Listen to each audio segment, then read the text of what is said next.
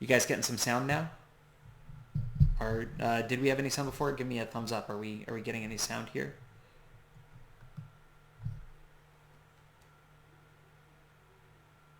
Sound? Can you hear me?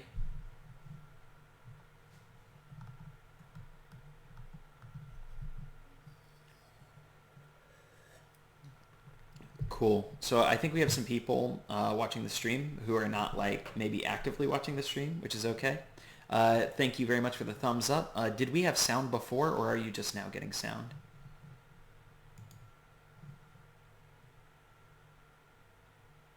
What do we got?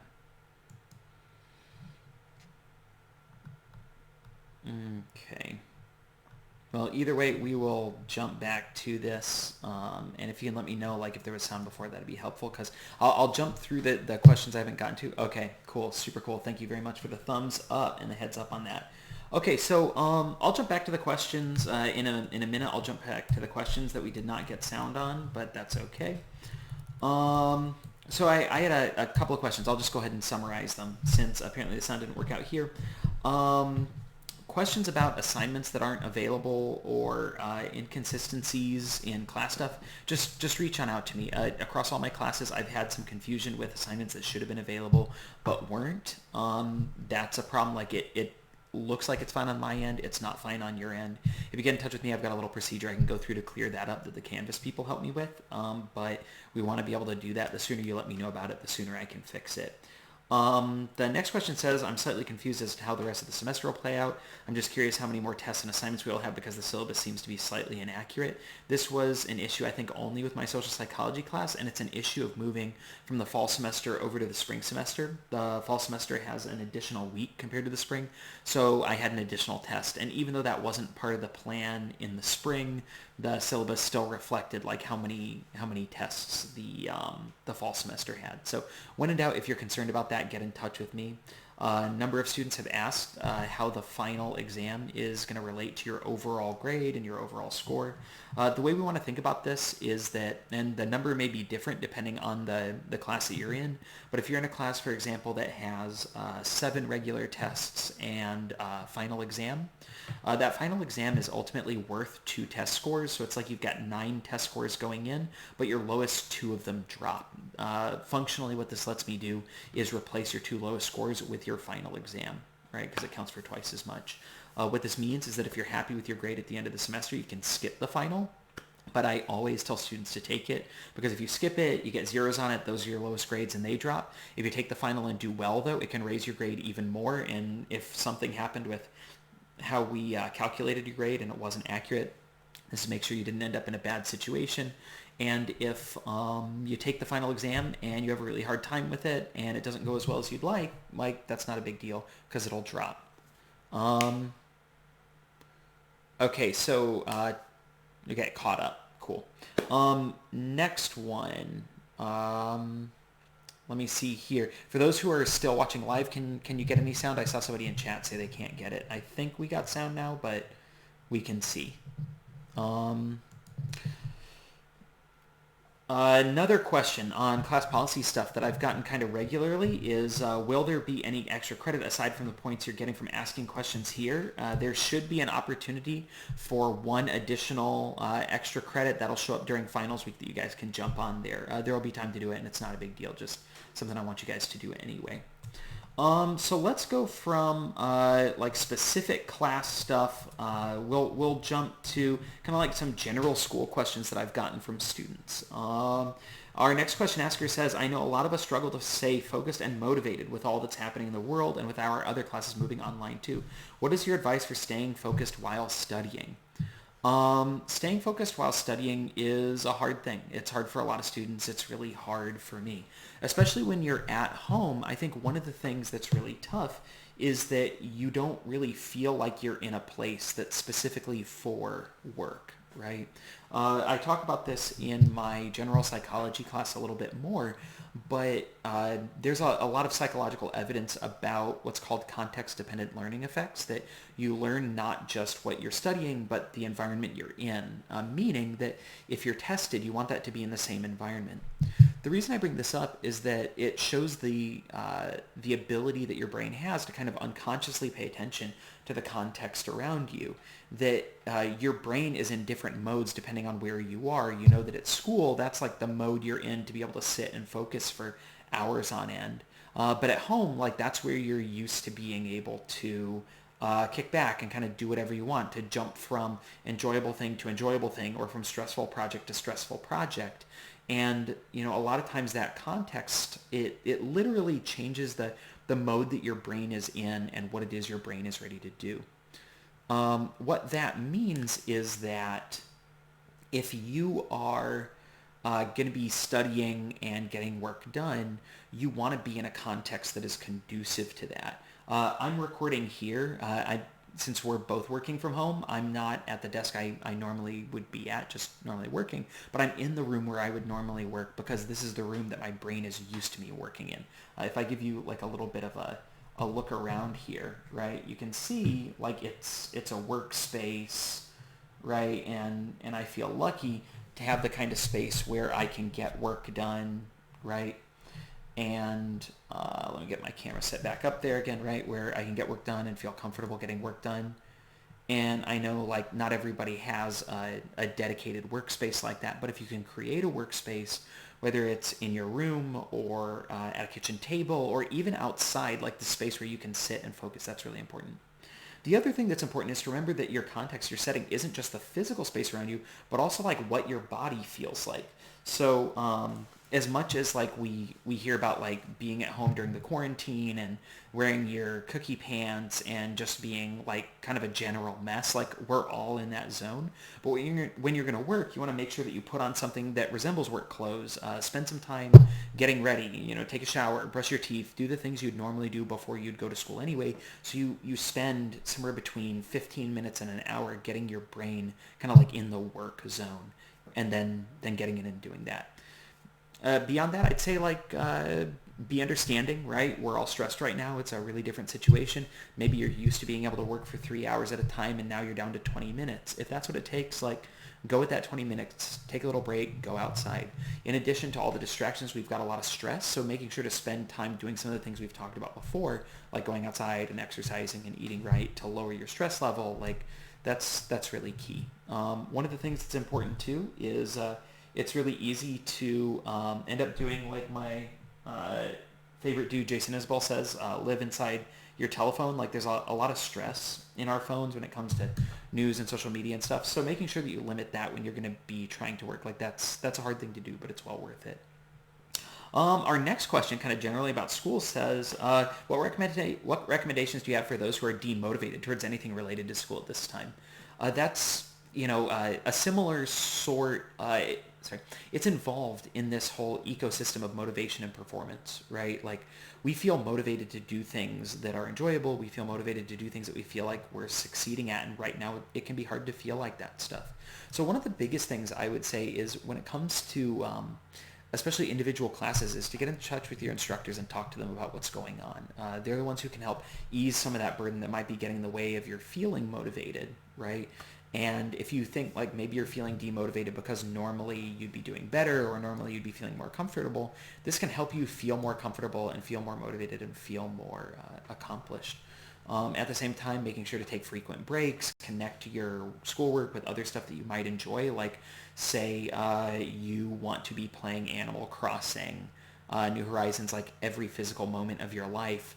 Maybe you want to say, I'm not going to play Animal Crossing until after I've gotten my work done, right? These are a couple of really basic examples. And if you want to know more, of course, get in touch with me. I'm more than happy to talk with you about putting together some strategies to feel motivated.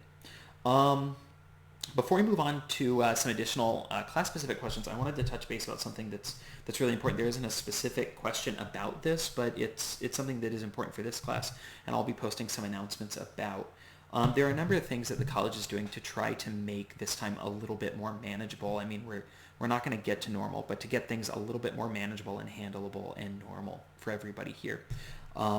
They're doing an expanded and expedited version of the drop with refund process, which essentially just like wipes a class from your record like it never happened, though it impacts financial aid in some interesting and not necessarily expected ways. So you want to talk to an advisor, especially a financial aid advisor, about that before you do it. But another thing that the college is doing is really maintaining support for something that I've done with a lot of students in the past, which is to make use of incomplete or I grades. And the reason I'm talking about this now is I want to make sure that everybody is aware of the availability of I grades to make sure that you are as successful as possible in this class or a class like this one. What an incomplete grade is it's a placeholder grade that gets entered at the end of the semester and allows you extra time to get work done. Now, an incomplete isn't something that you elect to do. It's something that you and your instructor both together decide to do. And when I talk with students who are ending up having to work a lot because they work at businesses like CVS or Publix, students who don't currently have internet, students who are dealing with crippling anxiety and are having a hard time finding the time to get work done, but who have already invested a lot in the semester, right? Let's say those first 4, 5, 6, 8 weeks of the semester were really good. What I've been doing is working with these students to establish some sort of plan for an incomplete grade. We pretty much hit the brakes on the semester, say we're not going to worry about it for now. At the end of the semester, I'm going to enter a grade of I, and that incomplete doesn't affect your completion rate or your GPA for the time being. And then we put together a schedule that we will use to get that work done. That schedule might not even start until the summer, and what the college has said is they want all incompletes resolved by the end of the fall semester, meaning that we have plenty of time to work together and put together a solid plan to get your work done. Pretty much what this does is it allows us to extend the class as long as we need to so you can get the work done on a schedule that'll work well for you. And then when you've finished all of your work, I grade it, and whatever grade you earn is the grade that gets entered in place of that incomplete. So at the end of the semester, you get an I, and then when you complete your work, you might get an A or a B plus or a B or a C plus or a C or whatever, right? If you think that an incomplete might be helpful for you, get in touch. We'll talk about it, right? We can talk about that. We can talk about other options. But an incomplete is a really powerful tool that we can use to help make sure that lots of students are successful.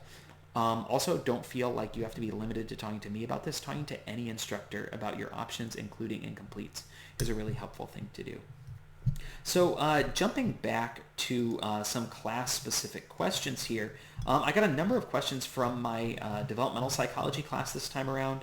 I'm going to do my best to address a number of them, but I want to make sure that I get to some stuff that's going to help everybody out too. So I might hit a few, jump to something else, and then come back. One of the things I think is great about talking about issues from classes, whether it's social psychology, developmental psychology, or general psychology, however, is that their stuff applies to our everyday life. So that's pretty cool.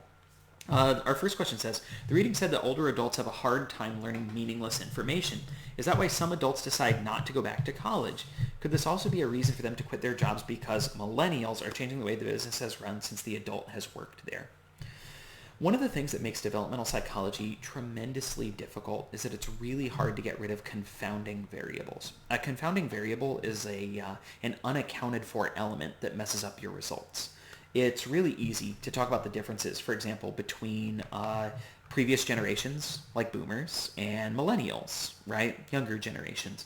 And to try to attribute those differences to things like use of technology or economic differences or even just age. The problem is, since we don't have experimental control, you can't randomly assign people to be older and younger. You can't raise people in an experimental setting, or you can't just experimentally raise some people in a growing economy and other people not in a growing economy. It gets pretty difficult, if not impossible, to tell what elements of people's personality and choices arise from specific elements of their environments. There are some things that we know, though. One thing that we do know is that today's economy is very different from previous economies, right? One of the things that we see is a lot of older adults are remaining in the workforce. This is part of that graying of America, right? Older adults are remaining in the workforce longer, in large part because we don't have the social support networks or the growing economy that we did in the middle of the 20th century. It's pretty difficult for people to retire now compared to where they used to be, right? We have more people in the market, especially in unskilled positions. We are also seeing that businesses are changing in a big way, not just changing in terms of the nature of work, but also changing in terms of what they offer. We don't get paid as much. Our benefits are not as robust, right? And the way that work is done has changed, that you don't work from 9 to 5 Monday through Friday and then get 2 weeks of paid vacation, right? And this is something that can be tough to adjust to when you've done the same kind of work for most of your life, for many decades at a time, right? There are a lot of other things that are changing.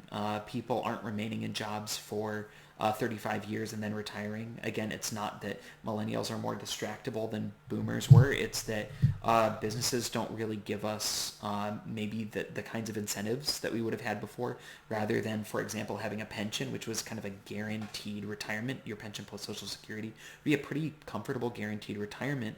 We're being offered more investment packages, right? Like a 401k or a Roth IRA, which doesn't have the same kind of security that a pension would, right?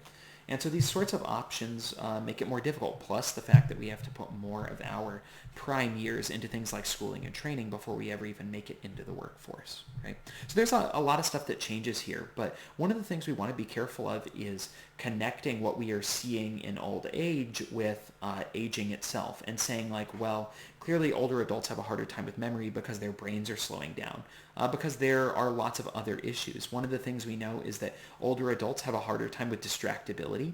One of the reasons for that is that our prefrontal cortex begins to degrade before other parts of our brain do. So being more distractible makes it harder to focus on unimportant or uninteresting information. But another explanation is simply sensory in nature.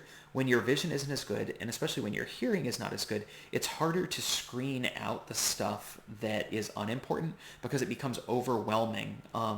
When people start to lose their hearing, they first start to lose their ability to like hear other human voices. What that means is that naturally what your brain does is it enhances the volume of the human voice so you can hear it over noise in the background, and that gets harder as you get older, making it harder to pay attention in particular to voices, making it harder to screen out unimportant stuff and pay attention to important things, right? What this means is that everything from how your senses work to how your brain works to how the economy works can affect how people work, making it really complicated.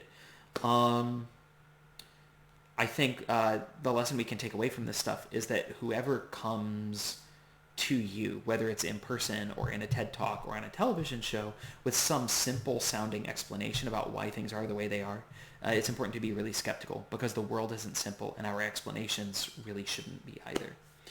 Another question about aging in developmental psychology. We're in late adulthood right now, and death and dying, so like some super cool fun stuff. Anytime I hear stories about elder abuse, I wonder why it happens. These are typically very frail people who depend on others for help.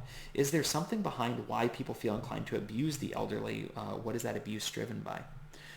Um, I don't know a whole lot about what it is that drives elder abuse. I know that taking care of an aging relative is a really hard thing to do. Taking care of anybody who is ailing is a really hard thing to do. And when people are angry and frustrated and anxious and don't have the mental tools to express those things, it can be difficult to avoid expressing that anger and frustration and aggression toward the people around them. If you think, for example, about maybe even your own parents who made use of like corporal punishment, they may have loved you very much, but when you were like me, being, I think the clinical term is a little shit, right? They may have had a hard time not expressing that frustration like directly at you if they didn't have some other way to use it, right? Without understanding more adaptive techniques for changing children's behavior, making use of what we call inductive parenting techniques, a lot of parents that don't have any other option than to fall back on more direct ways to express that frustration, whether it's yelling or being patronizing or even being aggressively physically punishing toward their kids, right? And with that, like that's one of the basic places where we can start, right? And thinking about how complex it is to take care of an aging and ailing relative, the kind of upset and resentment that can build there can make it hard to let go of. We have to remember that taking care of an aging relative is not something that you do part-time. When you're taking care of a parent or another family member who has significant health requirements, that's something that you're paying attention to and you're worrying about when you're there with them. You're paying attention to it and worrying about and taking care of when you're at work, when you're asleep. They don't stop needing help just because you need sleep or you need to be at work, and it pervades every element of your existence, which is a really tough thing to deal with. So I've got a couple of questions about aging, and then we'll go ahead and jump to another section for a little bit and come back to some of these questions. Other than working out, is there a way to slow down the changes that happen as you get older, like skin becoming more brittle, hearing loss, eyesight getting worse, and losing muscle mass? Are there eating habits, for example, that you can start as you're younger to prolong these things from happening? This is the question, right? That I think I may have assigned to my developmental psychologist a lecture by a guy named Thomas Kirkwood, and he talks about how what we want is not to help people live longer lives, but rather what we want to do is help people live better lives for longer, right? And the idea being that we, of course, like I personally, I'd love to live to 100, 200, 500 years, whatever, right? I just don't want to think about that end point. But I don't want to be frail and sick the whole time that I'm over 60 years old, right? I want to be essentially 10 years younger than I am now for the next, 300, 400 years. So are there things that we can be doing when we are in our peak physicality to maintain that longer? Physical exercise is the number one thing. But if we think about both things that we should do and shouldn't do, there are some key things that we can be focused on. One thing is the kind of exercise. Intense physical exercise is good, but just maintaining good cardiovascular exercise, going multiple times a day, walking, jogging, doing work around the house, that sort of stuff is a good place to start. But also focusing on things like not ingesting stuff you shouldn't be. One of the things that's really tough for us culturally is to cut down on or eliminate alcohol. But it really became apparent to me. It was at one of my checkups with my doctor when she gave me some publications from a medical journal showing the relationship between alcohol consumption and cancer of pretty much any kind, showing a one-to-one correlation between the amount of alcohol consumed and the chances of contracting cancer, developing cancer, pretty much any kind. Alcohol is not good for us, and it can cause us to develop cancer, which can get in the way of our ability to be healthy and live as long as we want. Things like smoking and vaping and using illicit drugs too. So, I understand, again, culturally we have a complex relationship with stuff like marijuana, but, there are not as many scientifically well-supported health benefits as there are scientifically supported health risks. And they're not just physical health risks, we're also talking about mental health risks, because one of the biggest risk factors for living a long time, or biggest risk factors for dying early and for aging more quickly, is chronic stress.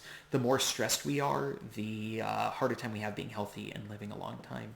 So making use of things like meditation and yoga, developing a social support network, and talking with a counselor about how to develop a resilient personality, this is the sort of stuff that will not just help you be happy, but be happier longer and live a longer life. There is some interesting evidence around calorie restriction. I would be careful of doing it now, but there's some evidence from animals like mice and rats that living on a significantly calorie restricted diet, pretty much you eat just enough calories to survive, these really skinny rats live a really long time, which is kind of bizarre. There are people who are saying that that's what we need to do, and they point to increased morbidity among people who are obese as one of the signs. That's problematic because there are a lot of health risks that go along with being overweight or obese, and saying that it's connected to aging is just problematic in general. Of course, if you think maybe you're not happy with where you are in terms of your diet and your overall health, like correcting that is a really healthy thing to do. But adopting all of these other techniques, like getting some exercise to feel better, meditating, doing yoga, stuff like that is really beneficial. Surrounding yourself with positive and supportive people. Another question here that ties in pretty directly. Why is the life expectancy so different between blacks and whites? Why is race such a big factor in this? A lot of people get caught up in the race question, whether we're talking about age or, whether we're talking about like life expectancy, or we're talking about incarceration rates, or even talking about IQ tests, right? Like the number of Caucasian kids versus students of color in advanced classes. And what we have to be careful of is, again, making sure that we're measuring what we really think we're measuring. And in reality, we have a very hard time disentangling ethnicity and race from stuff like income and stress. One of the biggest reasons that we see increased mortality rates among our citizens of color in the United States is that overwhelmingly we see social stratification right along ethnicity lines. That when we look at middle and upper middle classes, they're much more highly populated by people from Caucasian and Asian backgrounds, whereas working class families are much more heavily populated by people from Latino, Hispanic, and African American backgrounds, right? And what this means is that all of the factors that make it dangerous to be poor also make it dangerous to be black or Latino, right? Being low income makes it harder for you to get healthy food. It makes it harder for you to have the time to exercise. It makes it harder for you to have a job that gives you the elements that you need to be healthy and feel good about that position. It's generally more stressful. This is also part of why we're more likely to see divorce among African Americans as opposed to Caucasians, is that when you're chronically stressed, you fight, and when you fight, you break up, right? So, a lot of this shows that it's not really about being African American that's problematic. It's that being low income is problematic. I guess this is another quick answer. If you wanted to live longer, we should make more money, right? Cool. So let's jump to another section here. I've got a few questions about COVID that I can get to, and then some questions about mental health more generally. Due to the coronavirus claiming so many lives, do you think the number of increasing older generations by 2050 will reach the proposed numbers? I got a question, so this is kind of a bridge question here, right? It also asks, another question asks, how do we think COVID will impact the graying of America? Pretty much the question here is that we're seeing the graying of America because this huge glut of our population, baby boomers, are getting older. Late adulthood is the fastest growing segment of the population right now because we've got this huge group of people who are getting older, and it's kind of like, if everybody's getting killed by COVID, is that going to happen? And I think, what we're seeing is that the coronavirus is really dangerous. It's very deadly. It's something we should absolutely be taking seriously, but it's not decimating our population.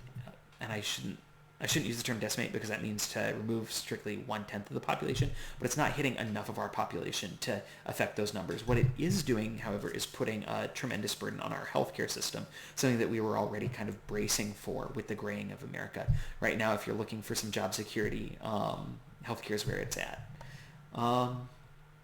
Why do we think coronavirus seems like it targets more the older generation? Is it because they have weakened immune system or other causes? Do you think if it continues to stay or possibly come back, could that be a top cause of deaths in America? So you can see we're seeing kind of a pattern here.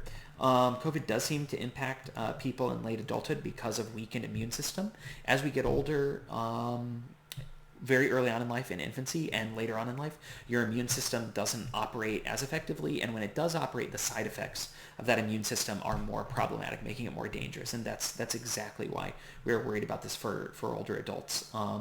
My mother works as an occupational therapist in Seattle, one of those areas that was first hit, and one of the places that she practiced the most was in care facilities for older adults, right? So think like nursing homes, and very early on, these nursing homes started blocking her and people like her from visiting because she was kind of like the perfect COVID carrier going from population to population of population. It's like you've got this high density population of people who are incredibly at risk.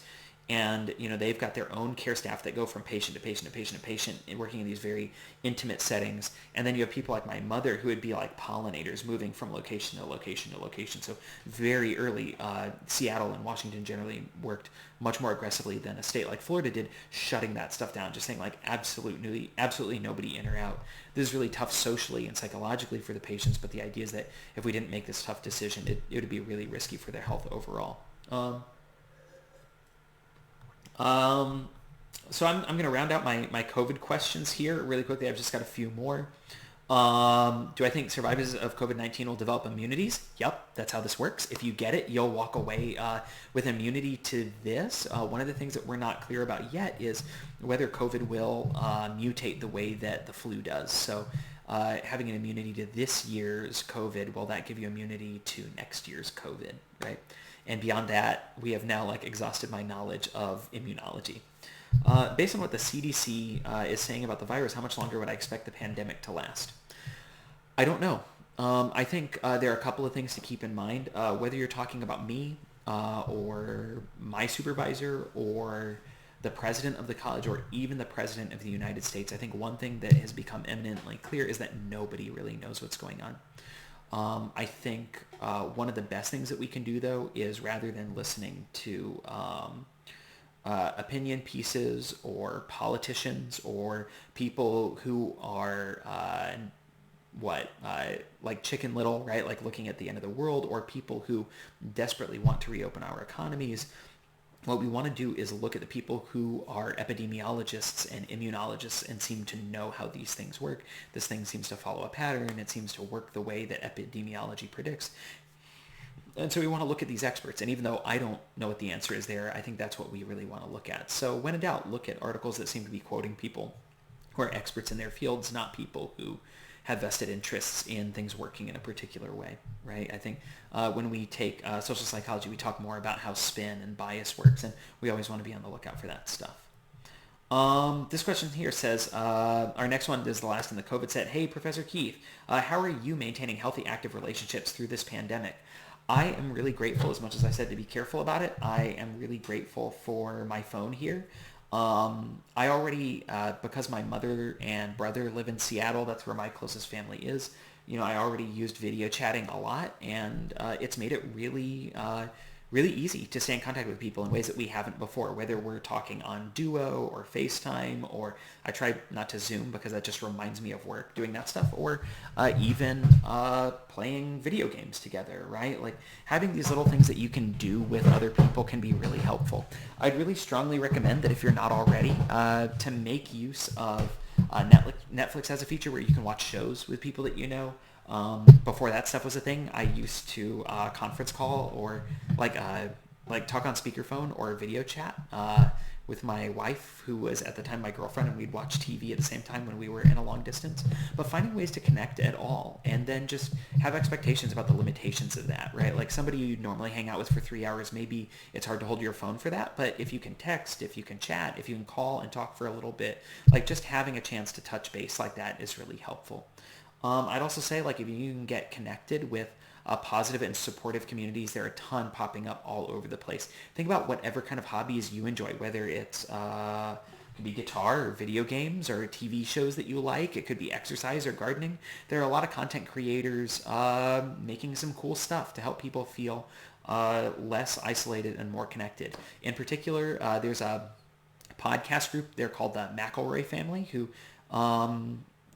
generate a lot of really fantastic content anyway, and they're doing a ton of stuff right now, just like stuff for you to watch to feel like somebody's there with you, which is kind of cool. So from here, we're going to jump into talking about some general like mental health stuff. And our first one is kind of a mental health, general psychology, moving forward kind of question. This one says, from this question asker, I recently got accepted into UF's psychology program. Congratulations, big time congratulations. And I was wondering, with everything going on, any advice for when I get started? My advice for anybody transitioning into a program at a university or even at a place like Santa Fe, right, where you know you're going to be on a track, any program like that, my advice is to very first get in touch with an advisor in that program and talk with them about how to be successful. They will know the absolute most about what those classes require, what it is you need to be successful. They'll even like know who the instructors are and what those instructors expect. When I was at UF as a graduate student, I worked as the psychology program advisor, working with undergraduate students to help them be successful. I worked with a lot of students to connect them with internship, research, and volunteer opportunities, among other things. So if there was a student, for example, who wanted to work in the arts or work as a clinical psychologist, I could get them connected with an internship program so they could get that kind of experience and be successful there. Even if you're not planning on doing psychology, if you're in engineering or planning to do med or dentistry, finding a way to be connected with those sorts of resources to see what the day-to-day existence in that area is like, that can be really key for figuring out whether you want to be in that program or not. So those are my absolute best things. Start getting experience in the program, and if you can talk to an advisor, go ahead and do that. They're working from home now, so call, email, if they'll let you, text, and get in touch now before you even get started. There's a question I really like. Can the act of playing a lot of video games improve your reaction time and quick thinking? Yes, but as you guys know, I've talked a bit, like I I really like video games. I love to play video games. It's something I've done since I was a little kid back in, 1990. I got my first video game system, and I've been playing since. But I also know that these things have their limitations. I would love to know that there are no downsides to playing games, but I know that's not the case. Not only do many video games operate on this kind of predicated assumption of violence, that the only way you can interact with the world is by doing violence to it, but there are a lot of communities that have grown up around video games that are based on really problematic social norms and behaviors, right? Like a lot of toxic stuff in these communities. But one of the things that many video games are good at is training people to have particular skills.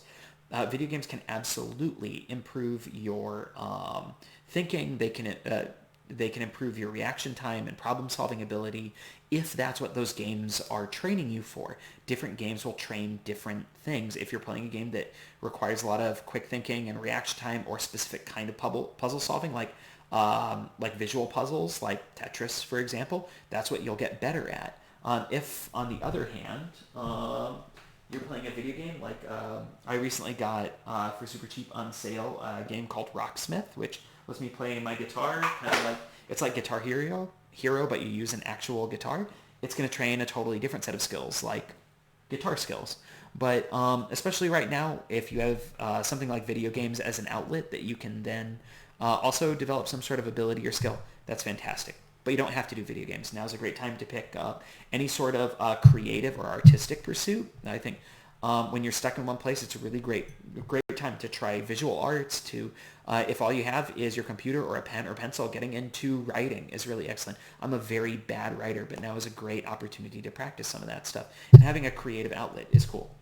One of the things that I love about that game, Animal Crossing, that I had going before we got started here, is that as opposed to other games that involve violence, it's all about creativity and productivity and doing something a little bit different than I do on an everyday basis. It helps me chill out and be creative too.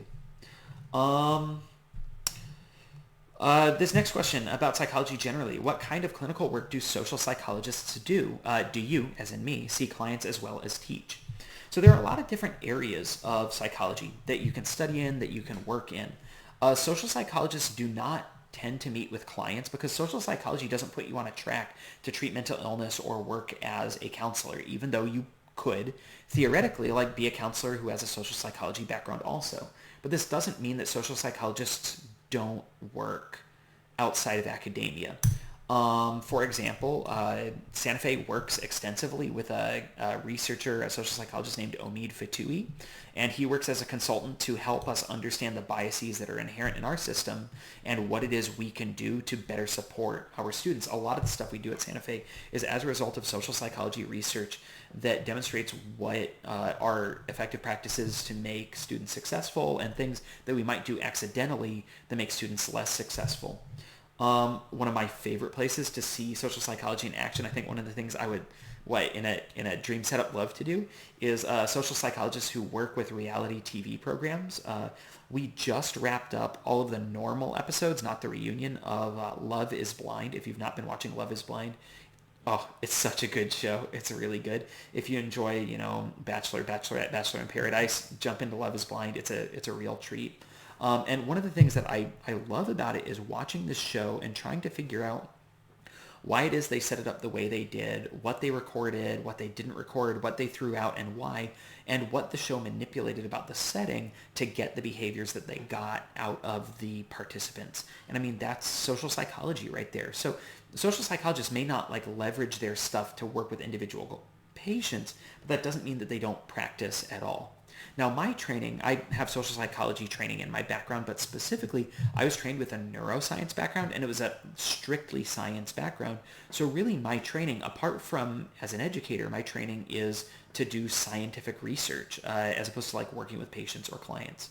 I've talked about this in a couple of my live streams already, but if you're interested in knowing more about working with clients or patients, absolutely take personality psychology or abnormal psychology with Dr. Barbeau. He's an excellent instructor, a fantastic clinician, and just a really cool dude. I can't recommend it enough. Our next question, I would like to use my degree to help animals. I tend to foster the really scared dogs and helping them build trust and love for people because most of them were abused or never had any human interaction. With this being said, what do you think would be the best fit, a BA or a BS degree? What I would say is don't worry too much about what's a BS and what's a BA. You can, depending on the institution you go to, get a BA in psychology or a BS in psychology. My bachelor's of psychology is a Bachelor of Arts, but I think it's a Bachelor of Arts. It doesn't really matter. Like, that's the thing. It honestly doesn't matter. It all depends on what your like underlying prerequisite classes are. If you want to work with animals, what I would say is transferring to a school like UF or FSU or USF, where they have a really robust program in animal behavior. A lot of times it'll be called behavior analysis, is a really great place to go because they use behaviorist principles to work with animals and research and study animals. And then you can fold that into maybe not dog training, like working with people to help their dogs not mess on the floor, but instead working maybe with foster programs and rescue programs or even like the ASPCA, you could have a really big impact. Of course, you could have a big impact working with individual animals, but you could also do things like develop training programs for personnel in foster programs in the ASPCA, or training programs for people to use at home with their own animals to be better animal caregivers and caretakers, right? Which would be a cool thing. There are really great opportunities to have a huge impact like that. But the starting point would be to find a psychology program that has a strong behavior analysis kind of sub-program. If you're interested in more about that, of course, I'm happy to talk with you. But you can also you can look at places like UF. There's a behaviorist of whom I'm a really big fan. He's a guy who used to work at UF, and his name is Clive Wynne, Wynne. Not only is he a really great researcher who works extensively with dogs and wolves and studying the differences between them, he's also just like a cool dude, which is neat too. And rounding out our kind of like general psychology questions, this one says, Professor Keith, what is the most interesting psychology class you've taken and why? My favorite psychology class, if you get a chance to take one like this, my absolute favorite psychology class, I think was this is tough because I'd have to say either my first social psychology class, and which I'm not saying that so you'll take mine, but it's because what got me to want to major in psychology as opposed to sociology, understanding that people aren't really who we think they are, and they don't do what we think they do, and they don't do it because of the reasons we think they will. I love that, but I also love taking a sensation and perception class, which is all about how the world out there isn't really the world we think it is. It's the world that our eyes and ears and sensory parts of our brains let us see. It's a really fantastic kind of class to take. I'm going to jump back a little bit, and I'm going to touch on some questions about developmental psychology again, and then round out with questions about our final exam to wrap us up here. Do mental illnesses like schizophrenia, depression, or anxiety have an effect on a person's lifespan? If so, roughly how much, and are there ways to counteract it? Yes, there's a lot of comorbidity between mental illnesses and physical illnesses for expectable reasons.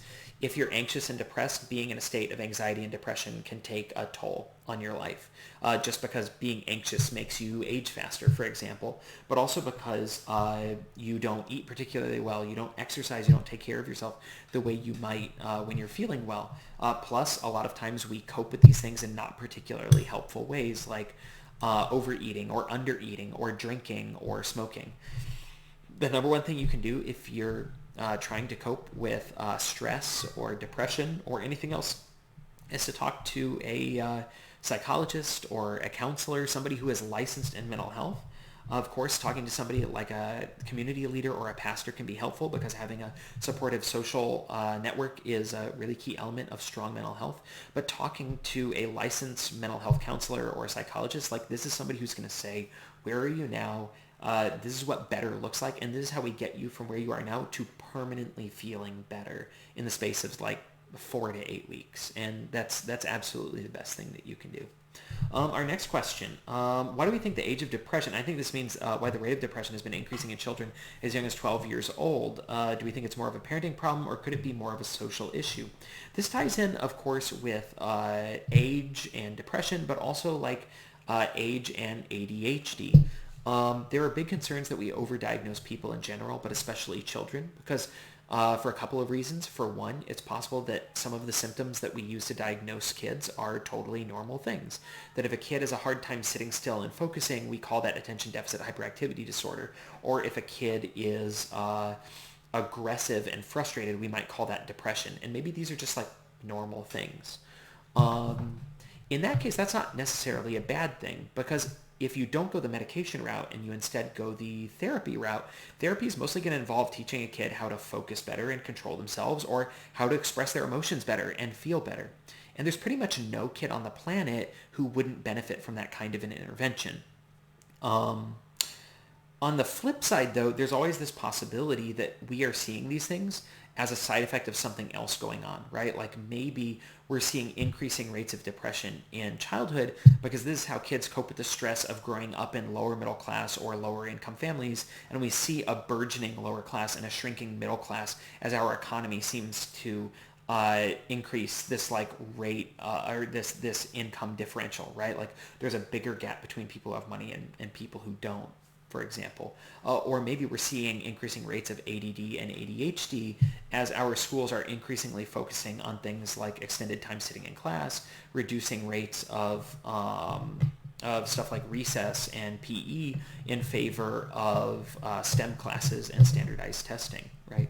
Again, this is one of these, like, there are a lot of complex answers that might be tied in with this, but a lot of complex answers might be tied in here, but I think one of the big takeaways is that diagnoses are there as a tool to set us on the right path to treatment.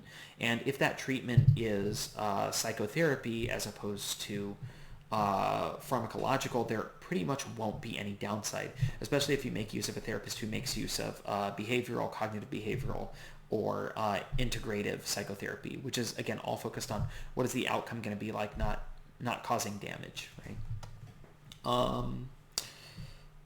All right, another question here. This question has to do with the 5 stages of grieving or loss for somebody. If you're super close to someone as they pass away, are you supposed to go through all 5 stages of grief? For what is the reason for not going through or feeling each or any of the stages? And then the last question, for younger children, will they be able to understand the severity of the death of someone they know and love?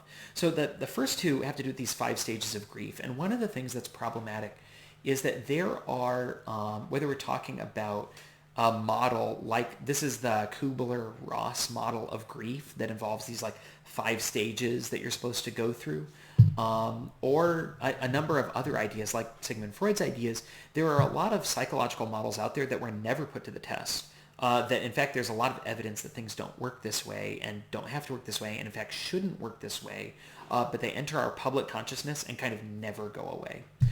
There isn't really any good evidence that the Kubler-Ross model of grieving, which involves going through the stages of bargaining, denial, anger, depression, and acceptance, like there's no evidence that that is a thing that happens and that if you don't go through those stages, you're abnormal, or that you need to go through them in a specific way.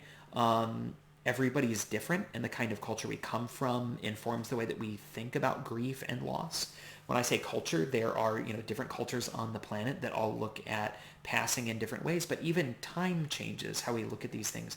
As Reading in Developmental Psychology talks about, the way we looked at death in the 19th century, for example, was very different from how it is now. In the 1800s, 19th century, death was this very real thing that people were connected with more closely, and this idea that we now have of death is something we don't really consider much, we don't think about it a lot, and when it does come, it's something that needs to be dignified, and it needs to be quiet, and it needs to be like this loving, careful, delicate passing. Like that was not a belief that was held before.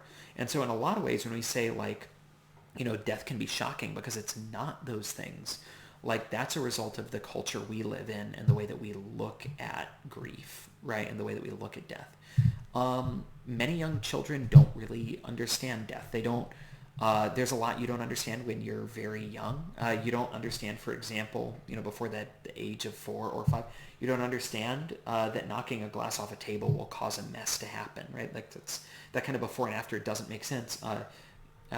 kids before puberty don't really understand that other people are people in the way that they are people. So the idea of passing, like they may be able to understand elements of it, but they don't process it in the way that you or I do.